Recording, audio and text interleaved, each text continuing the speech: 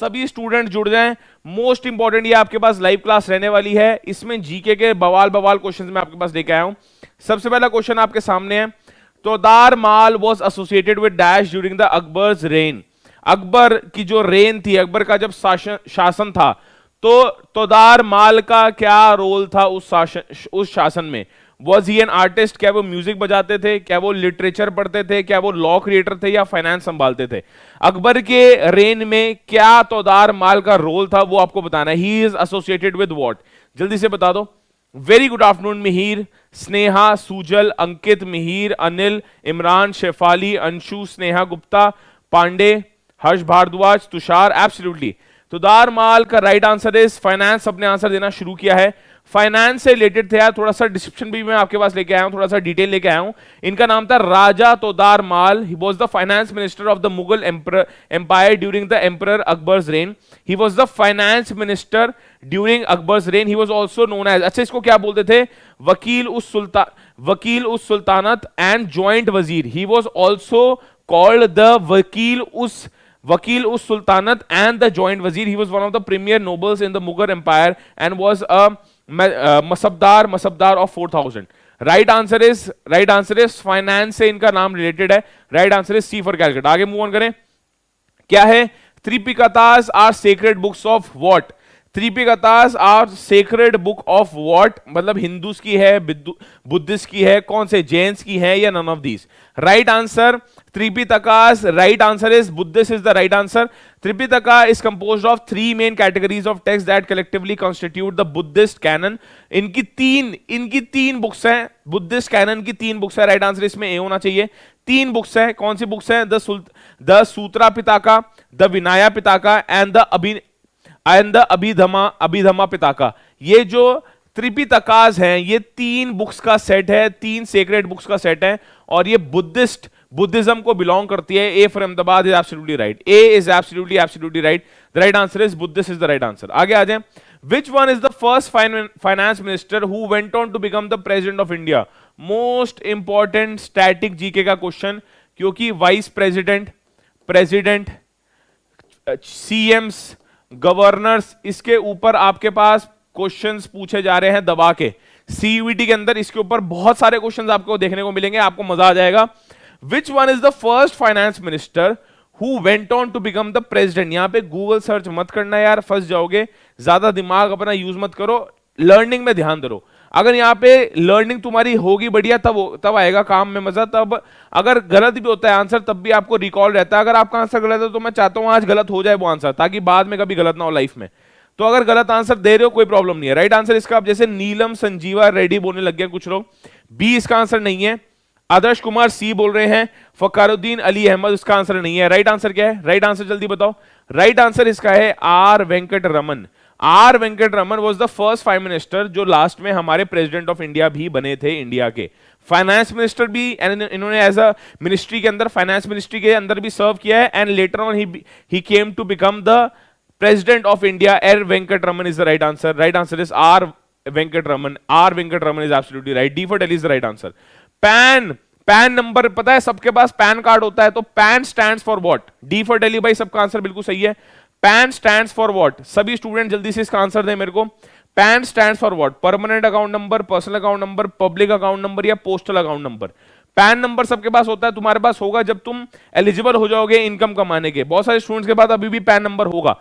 तो pan account number, मतलब pan number क्या होता है? पैन नंबर बेसिकली होता है परमानेंट अकाउंट नंबर, और ये यूनिवर्सली तुम्हारे तुम्हारे बैंक अकाउंट में भी काम आता है, तुम्हारे आईडी प्रूफ में भी काम आता है, कॉलेजेस में भी काम आएगा। पैन का मतलब होता है permanent account number. A for Ahmedabad is absolutely right. आगे आ जाओ भाई। Which one of the following articles of constitution prohibits human trafficking and force labour? कि भाई ह्यूमन ट्रैफिकिंग मतलब ह्यूमन की ट्रेड नहीं हो सकती, ह्यूमन को बेच खरीद नहीं सकते। स्लेवरी को इग्नोर करता है, स्लेवरी को प्रिवेंट करता है। ह्यूमंस की ट्रैफिकिंग नहीं हो सकती। ये नहीं कि एक ह्यूमन बीइंग तुमने यहां से उठा के इलाहाबाद में बेच दिया, इलाहाबाद से उठा के सहारनपुर में बेच दिया, दिल्ली से उठा के मुंबई में बेच दिया। ह्यूमन ट्रैफिकिंग, ह्यूमंस का खरीदना बेचना अलाउड नहीं है। और फोर्स लेबर, कि भाई किसी को तुमने लेबर बना लिया अपने अंडर या स्लेव बना लिया, दैट इज नॉट अलाउड। कौन सा आर्टिकल प्रोहिबिट करता है? राइट आंसर बताओ भाई। Article 23 is the right answer. Article 21 के ऊपर तो मूवी भी बनी हुई है जिसमें आयुष्मान खुराना है। आयुष्मान खुराना की मूवी की बात नहीं कर रहे हैं, यहां आर्टिकल 23 की बात कर रहे हैं। Right answer is C, article 23 is the right answer. Article 23, 21 बहुत सारे स्टूडेंट्स आंसर दे रहे हैं, बड़े अफसोस की बात है तुम्हारा सीयूईटी सर पे, आर्टिकल 21 तुम आंसर दे रहे हो। Article 23 is the right answer. सभी स्टूडेंट सेशन को जल्दी से जल्दी लाइक करो, तभी मैं बोलता हूं सेशन को लाइक कर दिया करो। जब लाइक करोगे तब ऐसी और लेक्चर्स देख पाओगे। अगर पहली बार ये क्वेश्चन देख रहे हो तो तुम्हारे फॉल्ट नहीं है, तुमने कभी ऐसे क्वेश्चन देखे ही नहीं। ऐसे क्वेश्चन इसलिए नहीं देखे क्योंकि YouTube तुम्हें सजेस्ट ही नहीं कर रहा। YouTube सजेस्ट तब करेगा प्यारे बच्चों जब आप सेशन को लाइक करोगे। मेरे अलावा और एजुकेटर जो आपको पढ़ा रहे हैं उनकी भी वीडियोस आनी शुरू होंगी, सारे क्वेश्चन इंपॉर्टेंट है। Article 23 is the right answer. What is the proper reason, अच्छा क्या बोलना चाह रहे हैं, what is the proper reason, what is the proper reason for relocating the toxic and hazardous industries to developing countries. अच्छा आपको पता है जितने भी यार आपका यहाँ पे टॉक्सिक और हजार्डियस इंडस्ट्रीज होती हैं जिससे कुछ ऐसा पदार्थ निकलता है जो हजार्डियस टू द एनवायरमेंट है, जो ठीक नहीं है एनवायरमेंट के लिए, वो डेवलपिंग कंट्रीज में ज्यादा पाया जाता है। डेवलप कंट्रीज तो कहती है सर ये इंडस्ट्रीज यहां सेटअप करने की जरूरत है ही नहीं, वो मेजॉरिटी केस में डेवलपिंग कंट्रीज में सेटअप किया जाता है। उसका आंसर क्या है, what is the exact reason behind this logic कि यार जितनी भी टॉक्सिक और हजार्डियस इंडस्ट्रीज है वो हम डेवलपिंग कंट्रीज में सेटअप करेंगे, डेवलप कंट्रीज में सेटअप करने की जरूरत ही नहीं है। तो one of the reason is to take advantage of the weaker laws in developing countries. हाँ ये बिल्कुल सही है। To take advantage of the availability of workers at low wages, नहीं यार इसमें ना बात बताऊं क्या है, इसके ऊपर फोकस है टॉक्सिक और इंडस्ट्रीज के ऊपर, टॉक्सिक और हजार्डियस के ऊपर, यहाँ पे टॉक्सिक और हजार्डियस के ऊपर यहाँ पे ज्यादा फोकस है। इसलिए ये वाला जो फैक्टर है ना कि भाई लो वेजेस पे लेबर मिल रही है, ये बात कहीं ना कहीं सही है, बट ये प्रॉपर रीजन इस स्टेटमेंट का नहीं है। To keep their own country safe and clean, to take advantage of available natural resources, a बिल्कुल यार मोस्ट अप्रोप्रिएट है, ए सबसे बढ़िया आंसर है इस केस में, ए सबका आंसर आना चाहिए, ए सबका आंसर बढ़िया है इस केस में, सबसे मोस्ट अप्रोप्रिएट आंसर इसका ए होना चाहिए। Who invented Portland cement, Portland cement को जिस प्रकार से दिखता है, किसने इन्वेंट किया था Portland cement, Joseph Aspdin, Joseph Aspdin, Dennis Gaston, Percy L Spencer या Leonardo da Vinci. Portland cement एक तरह का सीमेंट है, काफी फेमस है, थोड़ी सी यूनिक क्वालिटीज होती हैं सीमेंट की, तो ये किसने इन्वेंट किया था, right answer is A for Ahmedabad, Joseph Aspdin is the right answer. अब पता होना चाहिए तुम्हें, स्टैटिक जीके का क्वेश्चन है, इन्वेंशंस का क्वेश्चन है, इंपॉर्टेंट है, इसलिए मैं ले आया था। पोर्टलैंड सीमेंट आपके पास आ सकता है, Joseph Aspdin is the right answer. बहुत सारे स्टूडेंट्स ने पहली बार ये नाम सुना होगा, do not worry at all, अच्छा क्वेश्चन था। अभी हम न्यूमेरिकल एबिलिटी के भी और क्वेश्चंस करेंगे, लॉजिकल रीजनिंग के भी और क्वेश्चंस करेंगे, बढ़िया क्लास ये रहने वाली है, सेशन को आपको लाइक करके जुड़े रहना है। Bacteria was first discovered by, मैंने उनका फोटो भी डाल दी ताकि तुम्हें in the later date recall हो जाए कि हाँ ये बंदे हैं। इन्होंने बैक्टीरिया डिस्कवर किया था बैक्टीरिया इन्होंने सबसे पहले Louis Pasteur, Robert Koch, Robert Hooke या ए वे ल्यूवेकहॉक, राइट आंसर बता दो भाई। देवेंद्र, अभी, अनुभव, बहुत बढ़िया, जोसेफ, अनुभव त्रिपाठी, हर्ष भारद्वाज, एब्सोल्युटली। 7th का ए for Ahmedabad was right. 8th का आंसर क्या होगा, ए, कुछ लोग बोल रहे हैं ए, कुछ लोग बोल रहे हैं सी। आप सब गलत हैं, आप सब ने जो भी जीके पढ़ी है अभी तक यूट्यूब पे वो सारी वेस्ट जा रही है, क्योंकि सबके आंसर आज इतने गलत आ रहे हैं, मैं हैरान हूं देख के। Right answer is D for Delhi, A V Leeuwenhoek is the right answer. A V Leeuwenhoek is universally acknowledged as the father of microbiology. He discovered protist and bacteria. Right answer is D for Delhi is the right answer. इनको यार father of microbiology भी बोला जाता है, इनकी शक्ल कुछ इस प्रकार से दिखती है, right answer is D for Delhi is the right answer. बहुत बढ़िया सभी students, D for Delhi is the right answer. Which sport, देखो यार अब एक बात बताओ, अगर अभी तुम्हारे आंसर गलत हो जाए तो घबराने की बात नहीं है, सीयूईटी फेज 2 में टाइम है, उसको रिवाइव करो, इन क्वेश्चंस को बार बार पढ़ो, इंपॉर्टेंट क्वेश्चंस है ये। With which sport Begum Hazrat Mahal cup is associated, भाई बेगम हजरत महल कप कौन से स्पोर्ट के साथ एसोसिएटेड है, इनको स्पोर्ट्स के क्वेश्चन बोलते हैं। ये जो कप के नेम्स होते हैं जैसे अगाकार कप हो गया, संतोष ट्रॉफी हो गया, बेगम ये हो गया, बेगम हजरत महल कप। एक और मैंने कप का रिलेटेड क्वेश्चन करवाया था, परसों ही करवाया था, सुल्तान अजल शाह कप। सुल्तान अजल शाह कप किससे रिलेटेड है, वो हॉकी से रिलेटेड है। बेगम हजरत महल कप किससे रिलेटेड है, Begum Hazrat Mahal cup is related with football. Right answer is D for Delhi, D for Delhi is the right answer. Football इसका राइट आंसर होना चाहिए। Begum Hazrat Mahal cup is associated with football, right answer is football is the right answer. Football, hockey सबका answer गलत है प्यारे बच्चों, D for Delhi, football is absolutely right, football is the right answer. Begum Hazrat Mahal cup is associated with football प्यारे बच्चों, D for Delhi, football बिल्कुल सही है इसका आंसर। आप सबका आंसर गलत आ रहा है। Which of the following two countries associated the freedom trophy? देखो यार, फ्रीडम ट्रॉफी ना दो कंट्रीज के बीच में खेली जाती है, वो दो कंट्रीज कौन सी हैं? फ्रीडम ट्रॉफी दो कंट्रीज के बीच में खेली जाती है और इस प्रकार से दिखती है। यहाँ पे देखो, यहाँ पे दो इंसानों, थोड़ा सा मैं हिंट दे देता हूँ, यहाँ पे दो बंदों की फोटो तुम्हें दिख रही होगी, शायद थोड़ा दूर है, शायद नहीं ना भी दिख रही हो। एक महात्मा गांधी जी की, एक नेल्सन मंडेला की। एक गांधी जी की फोटो आपको यहाँ पे दिख रही है, एक गांधी जी की फोटो दिख रही है, और एक नेल्सन मंडेला की फोटो दिख रही है। तो ये जो फ्रीडम ट्रॉफी है, ये फ्रीडम फाइटर्स के लिए है, या फ्रीडम जब फ्रीडम को एम्बार्क करने के लिए, याद करने के लिए, रिमार्क करने के लिए, उनको याद करने के लिए ट्रॉफी लॉन्च करी गई। ये दो कंट्रीज के बीच में खेली जाती है। ये है किसके लिए? क्रिकेट के अंदर खेली जाती है। क्रिकेट के अंदर फ्रीडम ट्रॉफी खेली जाती है। एक नेल्सन मंडेला है इसके अंदर और एक है गांधी जी। तो ये किसके बीच में खेली जाती है? राइट आंसर जल्दी बताओ, किसके बीच में खेली जाती है? Right answer is India and South Africa. B for Bombay is right answer. B for Bombay, बहुत बढ़िया बहुत बढ़िया। चलो ये अच्छा है सबका आंसर, बी फॉर बॉम्बे सबका आंसर बिल्कुल सही है। इंडिया और साउथ अफ्रीका के बीच में खेली जाती है फ्रीडम ट्रॉफी। इसमें महात्मा गांधी जी, इस ट्रॉफी के ऊपर इस प्रकार से कुछ ट्रॉफी दिखती है, इसमें महात्मा गांधी जी, ऊपर एक बार सर्च करना, महात्मा गांधी जी और नेल्सन मंडेला की फोटो इसमें लगी हुई है। इंडिया और साउथ अफ्रीका इसको खेलते हैं। ठीक है जी, बात समझ आई सबको? बहुत बढ़िया, आगे आ जाए। Which day celebrated as earth day? Most important, earth day, international Hindi day, yoga day की क्या थीम थी? इंटरनेशनल एक और बहुत बढ़िया थीम का क्वेश्चन मैं लेके आया हूं, आपको मजा आ जाएगा। World's AIDS day. World's AIDS day 1 दिसंबर को होता है। अर्थ डे कब होता है जल्दी से बता दो। राइट आंसर इज अप्रैल 22 आना सबका शुरू हुआ था। अप्रैल 22 आंसर बिल्कुल सही है, D for Delhi. April 22 earth day celebrate होता है अप्रैल 22 को। International migrants day, most important international migrants day. Migrant कौन होता है? जो एक कंट्री को छोड़ के किसी और कंट्री में रहना शुरू कर देते हैं। इंटरनेशनल नेशनल की बात करें, international migrants day is celebrated on, कौन से दिन में सेलिब्रेट किया जाता है international migrants day? The right answer is December 18 is the right answer. December 18 बिल्कुल सही है भाई। December 18 को इंटरनेशनल माइग्रेंट्स डे सेलिब्रेट किया जाता है।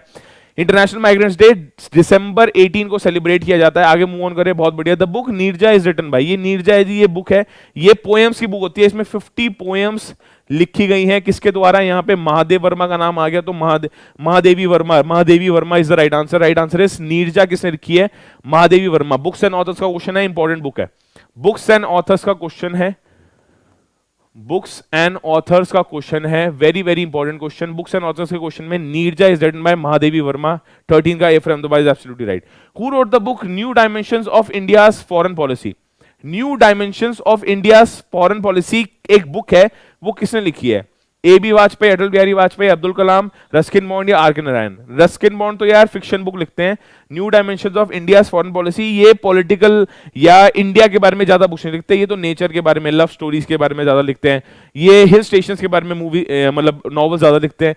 New dimensions of India's foreign policy देखो यार, किसी पॉलिटिशियन ने लिखी होगी, तो यहाँ पे Abdul Kalam Azad, R K Narayan, Atal Bihari Vajpayee. Right answer is, right answer बता दो इसका क्या होना चाहिए?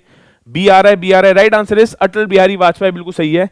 पता होना चाहिए, मोस्ट इंपॉर्टेंट है। बुक्स एंड ऑथर्स, जो पॉलिटिशियंस लिखते हैं ना बुक्स, तो वो बहुत इंपॉर्टेंट, वो एक बेंचमार्क बन जाती है। वो क्वेश्चन आपके पास सीवीटी के अंदर आता ही आता है। सभी स्टूडेंट सेशन को लाइक कीजिए।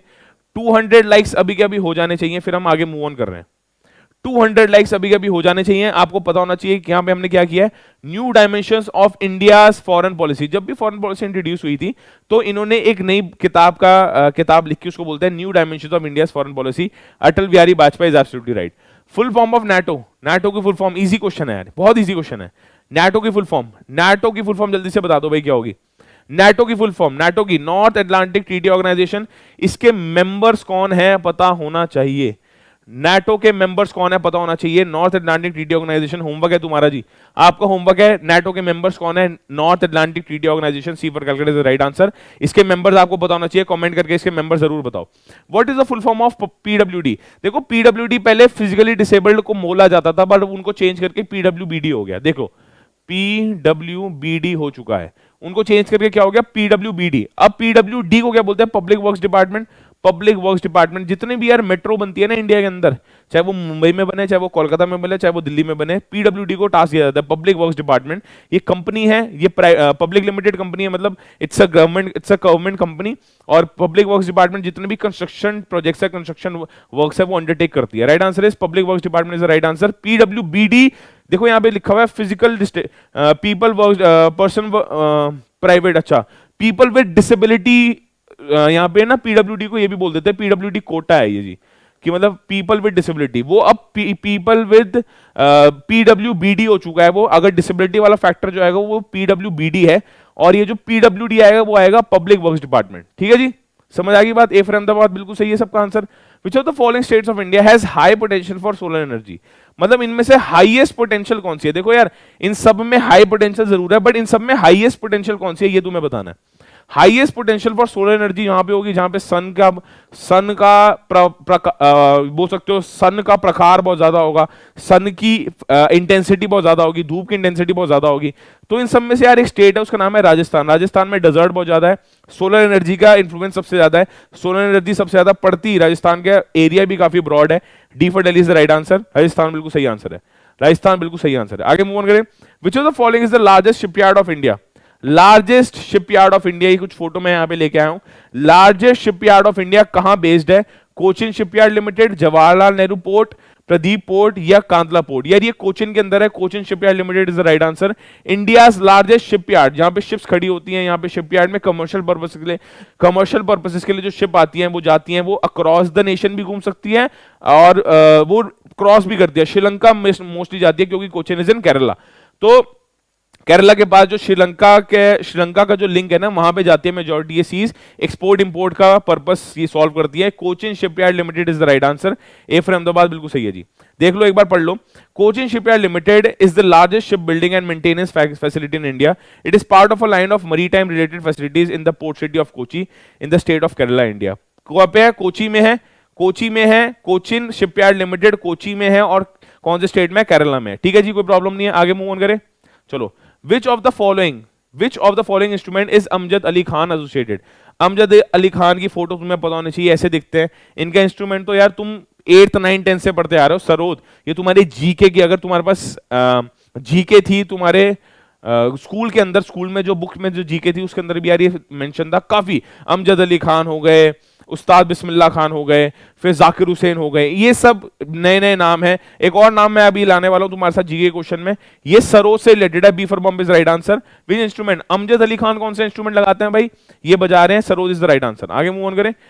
Who amongst the following is distinguished tabla player, मैंने बताया उस्ताद फईज खान, अमजद अली खान, अल्लाह रखा या वीजे जोग।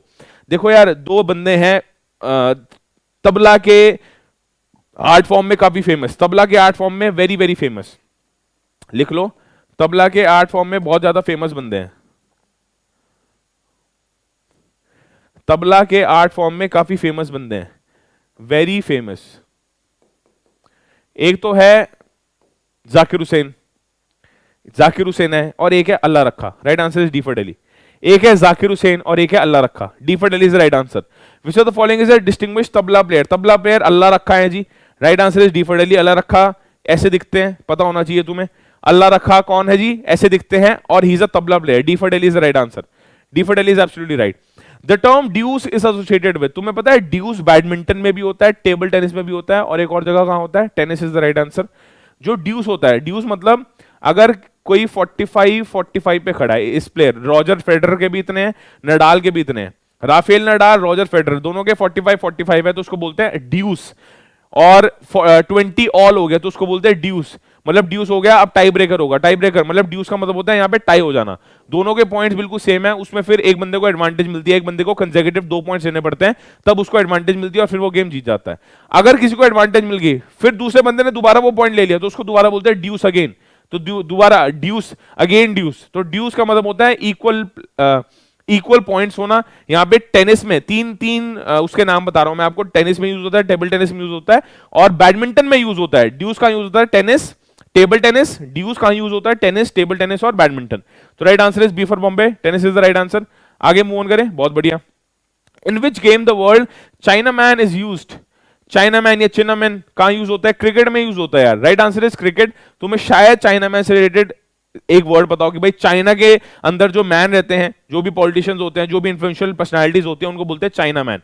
ये एक डिग्नेटरी स्टेटमेंट है, काफी डिग्निफाइड स्टेटमेंट है। चाइना मैन का मतलब renowned personalities and people of China, but China man एक और स्पोर्ट में यूज होता है, उसको बोलते हैं cricket, B for Bombay. A ball that spins, अच्छा क्रिकेट में किस प्रकार से ये यूज होता है ये भी पता होना चाहिए। चाइनामैन है क्या? A ball that spins from off to leg bowled by a left handed bowler to a right handed batsman. इस पर्टिकुलर टर्म को, जब ये इवेंट टेक प्लेस हो रहा हो, जब ये इवेंट अकर होता है, तो हम चाइनामैन को उसको नाम देते हैं। समझ पा रहे हो? A ball that spins from off to leg bowled by a left handed bowler to a right handed batsman, उसको बोलते हैं chinaman. Right answer is cricket is the right answer. आगे आ जाए। In which state hornbill festival, ये hornbill festival है यार, it is celebrated as a cultural festival. कौन से स्टेट का फेस्टिवल है हॉर्नबिल फेस्टिवल? कौन से स्टेट का फेस्टिवल है? असम, नागालैंड, मिजोरम या मणिपुर? ये हॉर्नबिल फेस्टिवल है, ये नेशनल डीडी टीवी जो आता है, डीडी नेशनल टीवी जो आता है, तुम्हारे घर पे भी होगा डीडी नेशनल, तो हर जगह आता है, ये तो यूनिवर्सल है, फ्री ऑफ कॉस्ट है, कोई भी देख सकता है इसको। 2021 का ये पोस्टर था, ये बैनर था उनका हॉर्नबिल फेस्टिवल का। तो ये कौन से स्टेट में होता है? The right answer is Nagaland is the right answer. Nagaland के स्टेट में हॉर्नबिल फेस्टिवल मनाया जाता है। बी फॉर बॉम्बे बिल्कुल सही है, हॉर्नबिल फेस्टिवल नागालैंड में होता है। In which state skill development ministry launched a pilot project to revive traditional namda craft. Namda craft को रिवाइव करने के लिए, वो आउटडेटेड होती जा रही थी, एक्सटिंक्ट होते जा रही थी, तो स्किल डेवलपमेंट मिनिस्ट्री ने एक प्रोजेक्ट लॉन्च किया ताकि ये जो नमदा क्राफ्ट है इसको रिवाइव किया जा सके, इसको एक्सटेंड होने से बचाया जा सके। तो कौन से स्टेट की ये बात कर रहे हैं? यूपी, जम्मू कश्मीर, सिक्किम या बिहार? जल्दी से आंसर बता दो भाई। नागालैंड सबका आंसर बिल्कुल सही है, जिन जिन ने नागालैंड बोला उनका आंसर बिल्कुल सही है।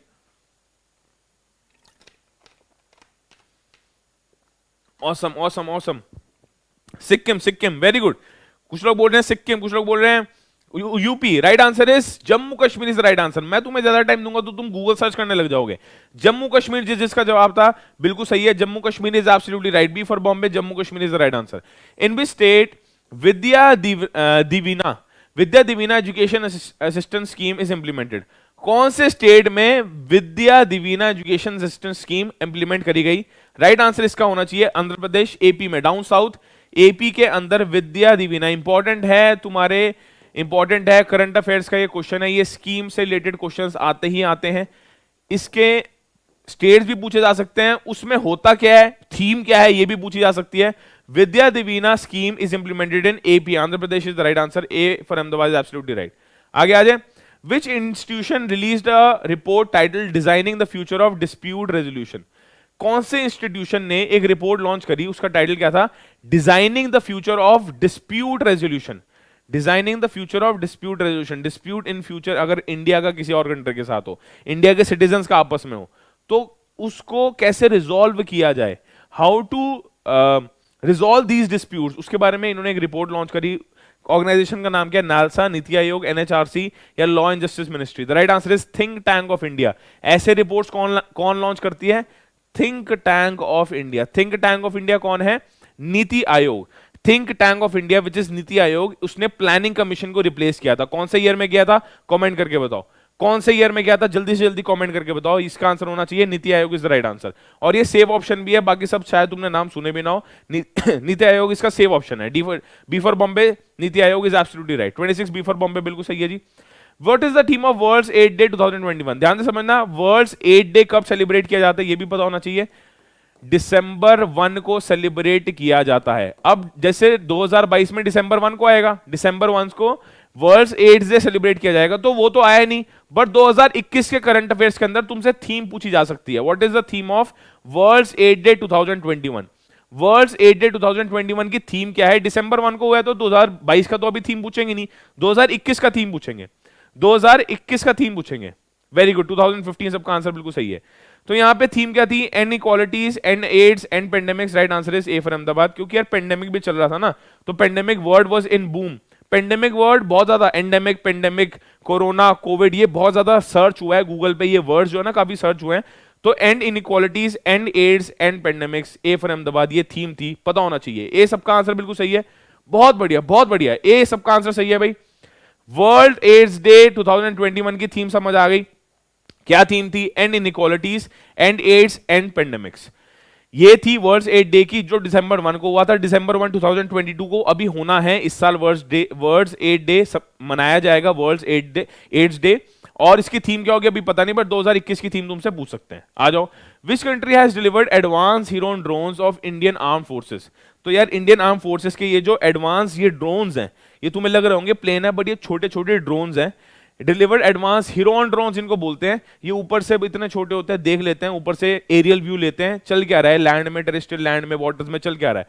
तो यार इंडियन आर्म फोर्स को किसने सप्लाई किया है? France, Israel, USA, Germany. कुछ इस प्रकार से तुम्हें एडवांस हीरोन ड्रोन्स दिखते हैं। समझ गए किसने कह रहा है भाई? एडवांस हीरोन ड्रोन्स इस तरह से दिखते हैं। The right answer is Israel. सबका आना शुरू हुआ है, इजराइल ने सप्लाई किया है। Israel is absolutely right, France नहीं है। राइट आंसर इज इजराइल ने सप्लाई किया इंडिया को। इजराइल ने सप्लाई किया इंडिया को। Shreshta scheme is set to be launched under which union ministry? Shreshta scheme है क्या? बेसिकली ये ना रिजर्वेशन देती है एससी बॉयज को, शेड्यूल्ड कास्ट बॉयज को और कुछ ऐसे बैकवर्ड स्टूडेंट्स को प्राइवेट स्कूल्स में पढ़ने के मौका देती है। कुछ लिमिटेड 3000 समथिंग स्टूडेंट्स, एक बार मैं इसका डिस्क्रिप्शन और आंसर भी तुम्हारे पास लेके आया हूं।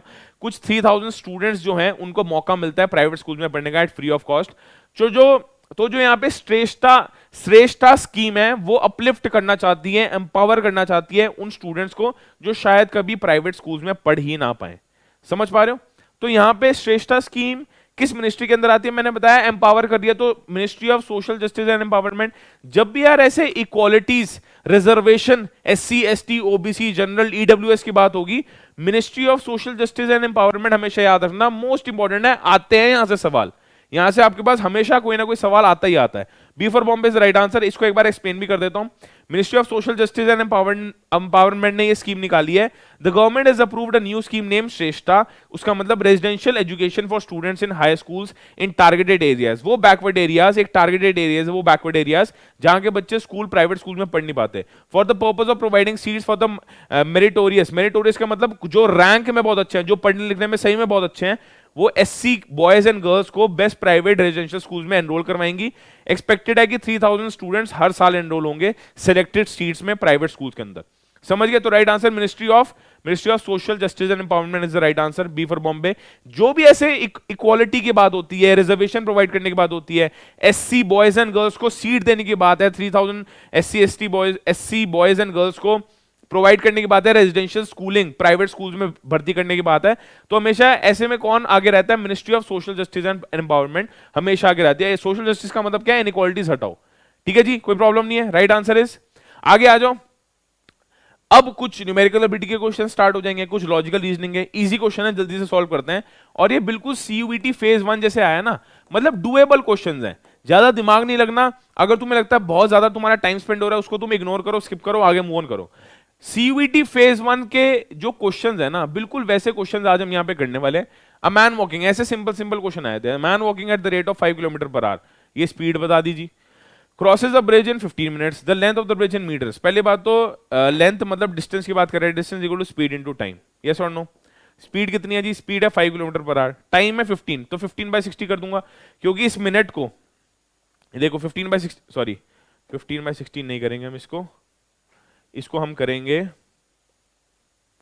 इसको मैं करूंगा 60, यहां होना चाहिए 60, 15/60, क्योंकि यहां पे हमने क्या किया, 5 इंटू 15/16 का मतलब यहां पे ये है, 5 इंटू 15/60 का मतलब ये है। इस 15 को मैं पहले कन्वर्ट करूंगा आवर्स के अंदर, समझ गए? 5 इंटू 15/60 का मतलब पहले कन्वर्ट करेंगे आवर्स के अंदर, क्योंकि ये भी किलोमीटर पर आ रहा है, तो d इज इक्वल टू इतना, ये कितना हो गया 1/4, ये कितना हो गया 1/4। जस्ट अ मोमेंट,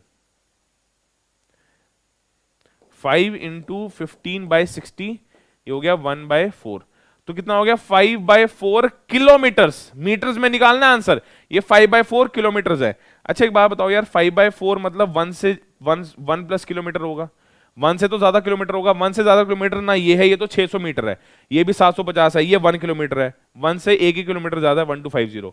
वरना 5/4 को क्या कर सकते हो, 5/4 इंटू 1000 करोगे, क्योंकि इसको किलोमीटर को मीटर में कन्वर्ट करने के लिए ये करते हैं 4250 250 इंटू 5 कितना होता है 1250। Right answer is D for Delhi, right answer is D for Delhi is right answer. कोई प्रॉब्लम तो नहीं है? राइट आंसर क्या आ गया 1250 इज राइट आंसर, कोई प्रॉब्लम नहीं है, आ गया डी फॉर दिल्ली सबका आंसर। बहुत बढ़िया बहुत बढ़िया, आगे आ जाओ। A man crosses a road of 250 metres wide in 75 seconds, speed kilometre per hour. पहले तो स्पीड डिस्टेंस अपॉन टाइम, ये मीटर पर सेकंड को अगर मेरे को किलोमीटर पर आवर पे चेंज करना है तो 18/5 कर दूंगा, बात खत्म, पैसा हजम, बात हो गई खत्म। देखो 3 6 3 2 6 5 जा, ये देखो 25 1 जा 0 जा, 5 2 जा, 6 2 जा 12 is the right answer. 12 kilometre per our. देखो पहले मैंने क्या किया, 250/75 पर, ये तो मीटर पर सेकंड में आंसर आया ना बाबू, ये तो 250/75 मीटर पर सेकंड में आंसर आया। इसको अगर किलोमीटर पर आवर पे चेंज करना है तो इंटू 18/5 नहीं करूंगा, तो इतना इंटू 18/5 कर दूंगा, तो 12 इज द राइट आंसर, कोई प्रॉब्लम नहीं है। चलो, अ मैन्स बेसिक पे फॉर 40 आवर्स वीक, मतलब 40 घंटे, मतलब यहां पे क्या बोल रहा है, 40 घंटे वो काम करता है एक वीक के अंदर, तो उसको 200 रुपए मिलते हैं। ओवर टाइम अगर वो करता है तो उसको 25% अबव द बेसिक रेट मिलता है। ठीक है, 25% अबव द बेसिक रेट मतलब 1.25 इंटू 200 या 200 इंटू 25% क्या होता है 1/4, 50 रुपीज एक्स्ट्रा मिलते हैं above the basic rate in a certain week he worked overtime and his total pay was 300। अच्छा, उसको भाई 40 घंटे तो उसने काम किया होगा, 40 घंटे के उसको 200 मिल गए, बाकी उसको 100 और मिले। 100 के हिसाब से मिलेंगे भाई, अगर वो बेसिक पे फॉर 40 आवर्स है जितना, overtime is paid at 25% above the basic rate in a certain week he worked overtime and his total pay was इतना। तो भाई बेसिक मिला होगा, ये तो बेसिक हो गया, प्लस 100 ओवर टाइम का हो गया, ये कितना का हो गया, ओवर टाइम का हो गया।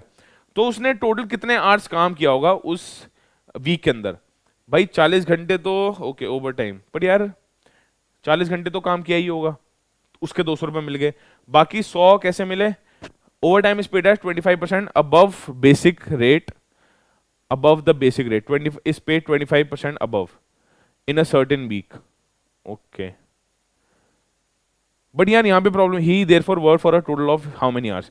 प्रॉब्लम यही है, जो 100 रुपए इसने एक्स्ट्रा कमाए, ध्यान समझना, ये जो 100 रुपए इसने एक्स्ट्रा कमाए ये कैसे कमाए होंगे। अच्छा ओ अगर 40 घंटे के, देखो 40 घंटे के 200 मिलते हैं तो 1 घंटे के 5 रुपए मिलते होंगे। जब 40 घंटे के 200 मिलते हैं तो 1 घंटे के 5 रुपए मिलते होंगे। जब 1 घंटे के 5 रुपए मिलते हैं, अगर वो ओवर टाइम करता है तो 25% ज्यादा मिलता है, तो उसको 1 आवर के ओवर टाइम के लिए 5 इंटू 1.25 मिलते होंगे। 5 इंटू 1.25 कितना हो गया भाई, ये हो गया 6.25। यस और नो, यस और नो। तो भाई यहां पे सिर्फ ये इतनी सी बात है, भाई 1 घंटे को तो उसको 5 रुपए मिल रहे हैं, ये नॉर्मल वेज रेट है, उसके तो 200 रुपए है, मतलब 40 घंटे तो उसने काम कर लिए, और कितने घंटे काम किए होंगे, तो यार उसको 1 घंटे के 6.25 मिल रहे हैं, उसने 100 रुपए एक्स्ट्रा कमाए, 100 डिवाइडेड बाय 6.25 नहीं होना चाहिए, 100 डिवाइड बाय 6.25 होना चाहिए, क्योंकि 1 घंटे के जब 6.25 मिलते हैं और टोटल 100 रुपीज एक्स्ट्रा मिल रहे हैं, टोटल 100 रुपीज एक्स्ट्रा मिल रहे हैं, overtime is paid at above the basic rate in a certain week he worked overtime। Okay, work for a total of 25% is equal to 1/4। ठीक है, ठीक है। इसमें यार 6.25 100 डिवाइड बाय 6.25 करो एक बार, इनटू हो गया 100, 5 2 जा 0 जा, 5 1 जा 25 जा, 5 4 जा 5 2 जा 5 जा 25 4 जा 4 4 जा 16, तो 16 आवर्स उसने ज्यादा काम किया होगा, 40 आवर्स पहले काम किया। Right answer is 56। 56 is the right answer, 56 is the right answer. B for Bombay is absolutely right. ध्यान से समझना मेरी बात, हुआ क्या है यहाँ पे, एक बार मैं दोबारा समझा देता हूं। भाई उसने 40 घंटे काम किया होगा, उसके 200 रुपए तो वैसे ही मिल गए, 40 घंटे काम किया 200 रुपए वैसे मिल गए, बट इसके हिसाब से एक आवर में मतलब वो 5 रुपए कमा रहा है। भाई 40 घंटे के 200 रुपए मिलते हैं तो मतलब एक आवर के 5 रुपए कमा रहा होगा। अब अगर वो ओवर टाइम करता है तो एक आवर के 5 रुपए नहीं मिलेंगे, एक आवर के 5 इंटू 1.25 मिलेंगे। क्यों? 25% इंक्रीज करके मिलेंगे। तो 1 आवर के ओवर टाइम केस में लिख लो, ओवर टाइम केस के अंदर उसको 1 आवर के 6.25 मिलेंगे। अच्छा, हमें पता लग गया भाई 200 रुपए तो उसने बेसिक कमाए होंगे, 300 रुपए टोटल कमाए हैं, तो एक्स्ट्रा कितने कमाए? 100 रुपए कमाए नहीं कमाए। एक आवर के जब 6.25 मिलते हैं उसको तो डिवाइड अगर कर देंगे तो टोटल नंबर ऑफ आवर्स नहीं आ जाएंगे, टोटल नंबर ऑफ आवर्स हमारे पास इसमें आ जाएंगे। अब इसमें टोटल नंबर ऑफ आवर्स कितने हैं? टोटल नंबर ऑफ आवर्स कितने हो गए? ये 100 डिवाइड बाय 6.25, ये जब कैलकुलेट किया तो कितना आ गया? 16। तो 40 घंटे नॉर्मल, 16 घंटे extra, 40 plus 16 56 is the right answer. B for Bombay बिल्कुल सही है भाई सबका आंसर, बी फॉर बॉम्बे बिल्कुल सही आंसर है जी। आगे आ जाओ। 15 men, क्या बोल रहा है? 15 men take 21 days of 8 hours each to do a piece of work। इसमें वो लगेगा m1 into d1 into h1 upon work 1 is equal to m2 into d2 into h2 upon work 2। बहुत जल्दी जल्दी करेंगे सवाल, ये बहुत जल्दी जल्दी सवाल करने वाले हैं, ध्यान से समझना। सभी स्टूडेंट सेशन को भी लाइक करो अगर समझ आ रहा है तो। अगर पसंद आ रही है क्लास, सेशन को लाइक करते रहो और ऐसे लेक्चर्स का वेट करो। टेलीग्राम ग्रुप पे सारे जुड़ जाना, इंडिया का biggest Telegram group for CUET aspirants. वहां पे रेगुलर नोटिफिकेशंस आपके पास आती रहेंगी। M1 क्या है 15, D1 क्या है 21, 8 hours upon work 1 each to do a piece of work. How many days of 6 hours? Work 1 is equal to how many days of 6 hours? 6 hours each would take to do 21 women if 3 women do as much as work as 2 women. Okay. तो यार ये बताऊं क्या बोल रहे हैं भाई, 3 women की एफिशिएंसी, ध्यान समझना। ये वर्क 1 तो वर्क 1 बिल्कुल सेम है, इसको तो डिलीट मारो क्योंकि सेम वर्क करना है, सेम पीस ऑफ वर्क करना है, सेम पीस ऑफ वर्क करना है, to do as much work as 2 men, same work करना है। देखो क्या बोल रहा है कि भाई 3 women is equal to 2 men, तो एक वुमेन की एफिशिएंसी कितनी होगी 2/3 men हो गई। मतलब एफिशिएंसी का खेल है ना सारा का सारा।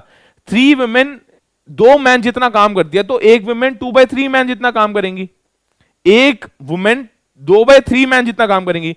तो 21 ये जो दे रखा है, ईच वुड टेक 21 वुमेन, तो 21 वुमेन कितने मैन का काम करेंगे 2/3 इंटू 21, तो कितना आ गया 7, 7 2 14। तो यहां पे आना चाहिए, यहां पे आना चाहिए 21 नहीं आना चाहिए, आना चाहिए 14, तभी तो इक्वेट कर पाएंगे। कितने घंटे, कितने घंटे, क्या पूछा है how many days it would take, तो डे निकालने हैं यहां पे। अब निकाल दो डे, देखो डे 1 कैसे आएगा, देखो यहां पे डे 1 कैसे आएगा, day is equal to day 2 आना चाहिए यहां पे। डे 2 कैसे आएगा 15 इंटू 21 इंटू 8, ये तो ऐसे कैसे ही है, 15 इंटू 8 इंटू 21, ये तो ऐसे ऐसे ही है, divided by 6 into 14, divided by 6 into 14, कोई प्रॉब्लम तो नहीं है। तो कितना आ गया 7 3 7 2 2 4 3 2 2 2 15 2 30 is the right answer. A from the bar 30 is absolutely right. Logic सबको समझ आया, 30 is absolutely right. अच्छे क्वेश्चन है टाइम एंड वर्क के। 30 is absolutely right. Yuvika, all of you are absolutely right. A man is 24 years older than his son. In 2 years, अरे वाह, a man is, तो सन की एज ध्यान से समझना, सन की एज x मान लो, तो ये जो मैन की एज है x plus 24 हो जाएगी। In 2 years, his age will be twice the age of his son. The present age of his son is, भाई 2 साल बाद, 2 साल बाद मतलब ये 2 साल बाद, ये 2 साल बाद, the age of father मतलब x plus 26 will be twice the age of his son, x plus 2, ये एक और इक्वेशन आ गई, तो x plus 26 is equal to 2x plus 4, तो x is equal to, x की वैल्यू क्या आ गई 22, x की वैल्यू कितनी आ गई 22। तो क्या बोल रहा है the present age of his son, son की एज 22 हो गई। C for Calcutta, easy question था ये, तो डायरेक्ट क्वेश्चन था, डायरेक्ट क्वेश्चन था। सी फॉर कैलकाटा बहुत बहुत इजी क्वेश्चन था ये, तो डायरेक्ट आंसर है। 6 years ago, जल्दी पढ़ो भाई, इसका आंसर क्या होगा। 6 years ago the ratio of the ages of Kamal and Sagar was इतना, 6 years ago, 4 years hence the ratio of their ages will be इतना। What is Sagar's age at the present? Okay, hit and trial से हो जाएगा। सागर की as पूछी है, कमल and सागर की as 6 साल पहले 6:5 थी, 6:5 थी, सिर्फ और सिर्फ 6 साल पहले की बात कर रहा है ना। ये देखो कितना बढ़िया, ये देखो क्या हो रहा है, ये देखो। अगर मैं 16 को लेकर चलता हूं, मान लो सागर की एज 16 है, हिट एंड ट्रायल से कर रहा हूं, हिट एंड ट्रायल से कर रहा हूं, देखो कितना बढ़िया लगेगा तुम्हें। सागर की एज मान लो 16 है, तो कमल और सागर की एज 6 years पहले, अगर सागर की एज 6 years पहले मतलब 10 होगी, इसका मतलब इसकी एज कितनी होगी, इसकी एज 12 होगी, क्योंकि इन दोनों का रेशियो 6 years पहले 6:5 है ना, कंफर्म। 4 साल बाद, अभी इनकी एज इतनी है, 4 साल बाद क्या होगा, तो इसकी प्रेजेंट एज कितनी होनी चाहिए, इसकी प्रेजेंट एज होनी चाहिए 18, इसकी होनी चाहिए 16।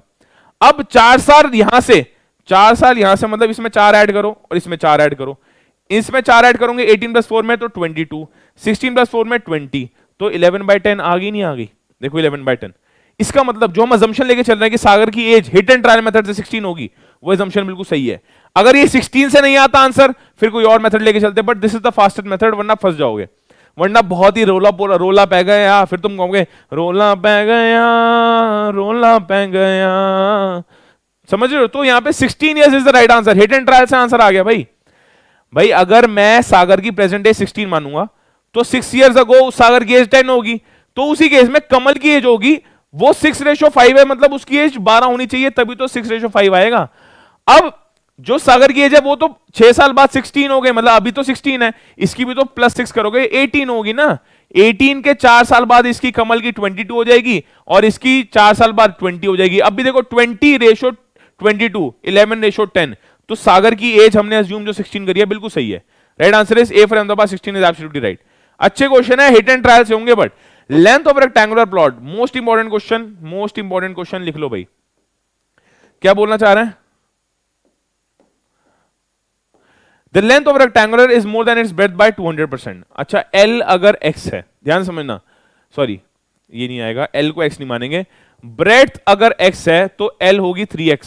देखो length is more than its breadth by 200%, मतलब 200% नहीं है, 200% ज्यादा है, तो इंटू आता है इंटू 3। अगर कोई चीज 200% से ज्यादा है तो हम x इंटू 3 करेंगे, that means 3x, breadth x, length 3x। If 324 is the required to paint the floor at the rate of 3 square, तो 324 का मतलब डिवाइड बाय 3 करेंगे तो 108 स्क्वायर मीटर आएगा, नहीं आएगा एरिया, मतलब L 3x इंटू ब्रेड्थ, ये L हो गई, ये मल्टीप्लाइड बाय ब्रेड्थ हो गई, इज इक्वल टू 108। मैंने क्या किया भाई, 324 रुपए लगे थे एक फ्लोर को पेंट करने के लिए एट द रेट ऑफ 3 पर स्क्वायर मीटर, तो एरिया कितना था? एरिया था 108, तो ये कितना आ गया 3 3 9 3 6 18, तो x square is equal to 36, तो x is equal to 6, x आ गया 6। What would be the length? जब ब्रेड्थ 6 है तो लेंथ कितना हो गया? 6 into 3 18 is the right answer. C for calculator बिल्कुल सही है, कोई प्रॉब्लम तो नहीं है, कोई प्रॉब्लम तो नहीं है। Right answer is 18 is the right answer. आगे मूव ऑन करें, rapid fire. An order was placed for the supply of a carpet whose breadth was 6 metre and length was 1.44 times the breadth। बहुत बढ़िया, देखो length है 6 metre, breadth है 1.44 into 6, तो ये कुछ 1.44 इंटू 6 लिख दो, यहां पे इंटू 6 लिख दिया, ठीक है। What will be the cost of the carpet whose length and breadth are 40% more and 20% more respectively than the first carpet given the rate of the carpet is 45। देखो इसमें सिर्फ और सिर्फ मल्टीप्लीकेशन का गेम है, सिर्फ और सिर्फ इसमें मल्टीप्लीकेशन का गेम है। समझाता हूं क्या भाई, लेंथ जो है वो 6 है, उसको मैं 40% से इंक्रीज कर दूंगा, तो ये न्यू एल लिख देता हूं, ये न्यू लेंथ आ गई 6.4 को new L 6 into 1.4, sorry 6 into 1.4 मैंने क्यों किया? 6 इंटू 1.4 इसलिए किया, ये चीज इसलिए करी क्योंकि जो नया कारपेट की लेंथ है उसको 40% से बढ़ाना है। अच्छा, न्यू बी, न्यू ब्रेड्थ को कैसे लिखना है? न्यू ब्रेड्थ पहले तो 6 इंटू 1.44 तो पहले ही है, ये तो ओल्ड है, उसको मैंने किससे बढ़ाना है? 25% से बढ़ाना है, तो इंटू 1.25, तो एरिया कितना आएगा इसका? टोटल एरिया, अब इसको मैं दोनों को मल्टीप्लाई करूंगा तो कितना आएगा? 6 इंटू 1.4 इंटू, ये तो हो गया लेंथ, ठीक है, फिर इंटू 6 इंटू 1.44 इंटू 1.25 इंटू 45 करूंगा तो मेरे पास ये कुल मिला के एक आंसर निकल के आएगा, और वो आंसर तुम्हें निकालना है क्योंकि अल्टीमेटली हमें कॉस्ट निकालना है कि भाई कितनी कॉस्ट लगने वाली है, हमें कितनी कॉस्ट लगने वाली है। इसका राइट आंसर आएगा 4082.40। अगर तुम्हारे पास सीवीटी में कैलकुलेटर है तब ये क्वेश्चन आसान है, वरना कैलकुलेशन इंटेंसिव क्वेश्चन है। This is a comparatively calculation intensive question, approximation से भी तुम ये आंसर निकाल सकते हो, बट अभी के लिए इतना टाइम नहीं है हमारे पास। 408 इसको सॉल्व करके देखना, राइट आंसर आएगा 4082.40 is the right answer. Right answer is D for Delhi is the right answer. आगे मूव ऑन करें। The sum of 3 numbers is 98 if the ratio of the first to the second. अच्छा, ratio पहले तो first ऐसे लिख देता हूं, first second third, ठीक है जी, फर्स्ट सेकंड थर्ड, ठीक है। First is 2:3, second to the third 5:8, तो इनका नेट रेशियो निकालना आता है 5 2 10 15 24। इनका फर्स्ट सेकंड थर्ड का कंबाइंड रेशियो इतना आ गया, बहुत बढ़िया। सेकंड नंबर इज, अब देखो let the number be x x x लगा दो यहां पे, इन तीनों का सम है 98। 24 प्लस 25 कितना आ गया? 24 plus 49x is equal to 98। इन तीनों का सम कितना हो गया? 49x। x is equal to 2 आ गया, नहीं आ गया? x इज इक्वल टू 2 आ गया। सेकंड नंबर ढूंढना है, 15 2 30 is right answer.